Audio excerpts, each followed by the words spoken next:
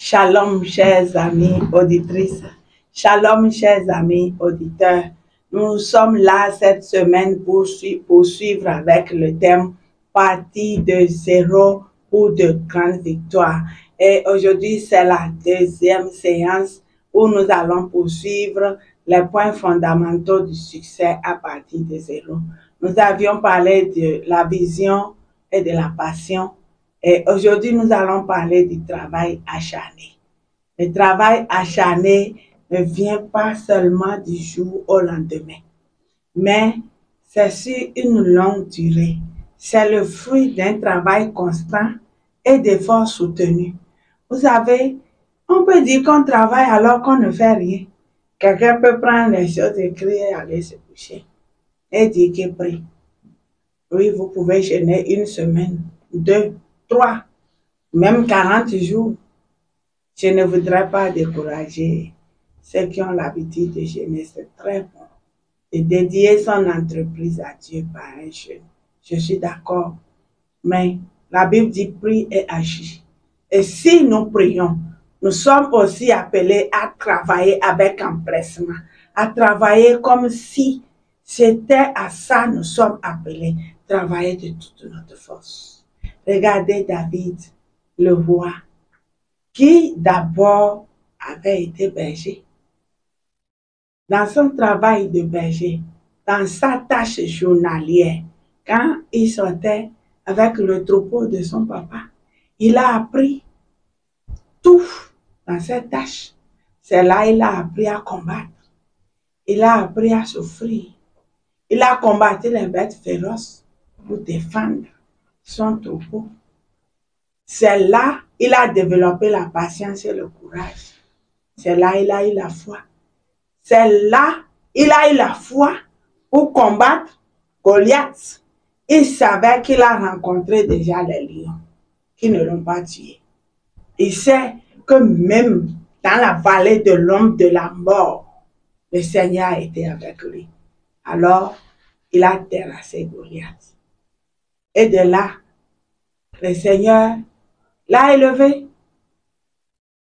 Ce petit David qui était allé au pâturage, Dieu dit à l'homme de Dieu qui est venu oindre quelqu'un dans la maison du papa de David qu'il y a un de tes fils qui n'est pas là.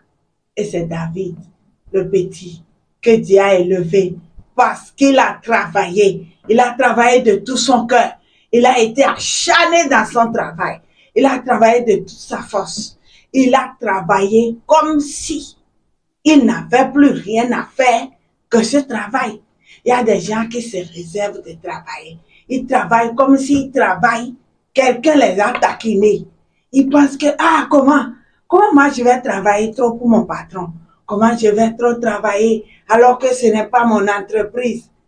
Au poste où tu as été nommé, s'il te plaît, travaille comme si c'était pour toi l'entreprise. Et si c'est ton entreprise, travaille comme si c'est aujourd'hui que tu vis. Chaque jour, dis-toi, c'est aujourd'hui que je vis. Travaille de toute ta force. Frères et sœurs, quelqu'un a dit que le paresseux ne peut pas être chrétien. Ça, je suis d'accord. Et je continue en disant que le paresseux ne peut pas être entrepreneur. Le paresseux ne peut pas avoir un projet. Vous pouvez mettre vos projets sur le papier, dans votre ordinateur, et les mettre dans un sac, vous mettre en veste, pour vous promener, pour prier, pour aller réfléchir, pour chercher des financements. Si vous ne travaillez pas, vous n'allez pas réussir. Le travail nous permet de partir de quelque part pour une grande victoire. Chers amis auditeurs, je voudrais vous inviter à comprendre que l'un des points fondamentaux pour une grande victoire, c'est aussi l'apprentissage continu. Tant qu'on vit, on apprend. Et qui vivra, verra. S'il vous plaît, je voudrais vous inviter à vous regarder complètement, à feuilleter les pages de votre vie pour chercher où vous avez échoué et comprendre que de ces échecs, le Seigneur vous donne de nouvelles leçons pour de grandes victoires. L'échec, ce n'est pas forcément une fatalité. L'échec, ce n'est pas forcément la fin de notre vie. L'échec, ce n'est pas forcément que notre projet ne va plus marcher. Vous pouvez échouer une fois, deux fois, trois fois. Combien de fois, je ne sais. Le Seigneur vous appelle aujourd'hui à de grandes victoires. Et vous devez être prêt à apprendre de vos erreurs et à acquérir de ces erreurs de nouvelles compétences. Chers amis auditeurs, nous allons partir de l'exemple de Simon qui a dit à Jésus, écoutez très bien dans Luc 5, du verset 4 au verset 5, la Bible dit que lorsqu'il cessait de parler, c'est Jésus-Christ, il dit à Simon, avance en pleine eau pour jeter vos filets pour pêcher.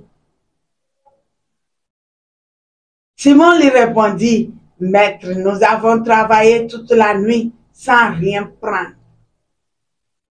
Mais sur ta parole, voici une parole de foi, une parole d'humilité, une parole de quelqu'un qui est prêt à se relancer après un échec. Une parole de quelqu'un qui a oublié sa personnalité. Il a oublié qu'il était un grand pécheur. Il a oublié qu'il était professionnel dans la pêche. Il ne connaissait pas Jésus.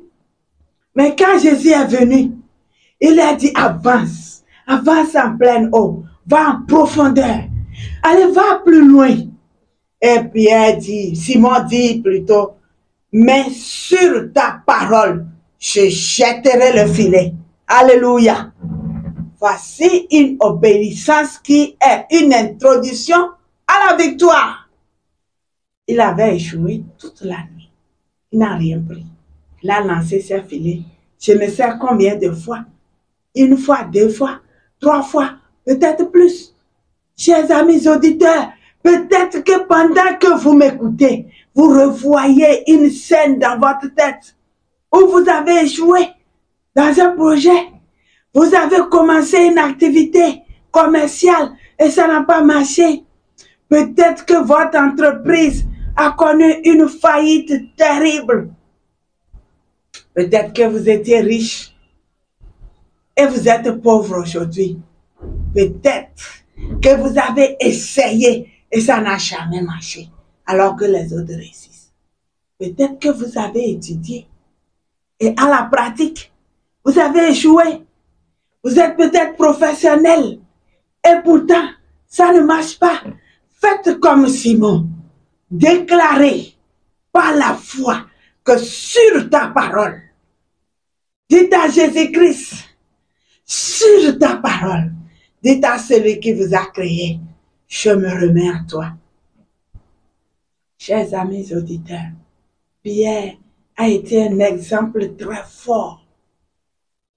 Il a été quelqu'un qui s'est oublié. Il a oublié qu'il était un pêcheur professionnel. Il a oublié son dynamisme, tout son talent. Il a oublié ce qu'il était. Et il a obéi. Quelquefois, l'obéissance est une épreuve. Et quand on échoue à cette épreuve, on peut noyer notre foi, qui nous mène à l'échec. Alors que si nous obéissons, notre foi est relancée et nous ouvrons la porte à de grandes victoires dans notre vie. Quand Simon a obéi, il a lancé les filets. La Bible dit qu'il ne pouvait même pas tirer les filets seul. Alléluia. Un miracle s'est produit. Quelque chose s'est passé. Quelque chose de nouveau. Celui qui avait travaillé toute la nuit et qui n'a rien gagné, le voici le matin, après avoir obéi au Seigneur Jésus, il lance ses filets à nouveau. Et la pêche est miraculeuse.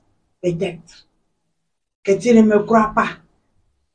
Ce n'est pas moi. Ce que nous disons, nous l'avons lu dans la Bible. Nous l'avons expérimenté. Nous avons cru en Jésus-Christ. Et nous vous parlons de ce Jésus-Christ qui est le grand entrepreneur. qui est celui qui connaît toutes choses. Jésus-Christ qui nous a fait, qui nous a enseigné.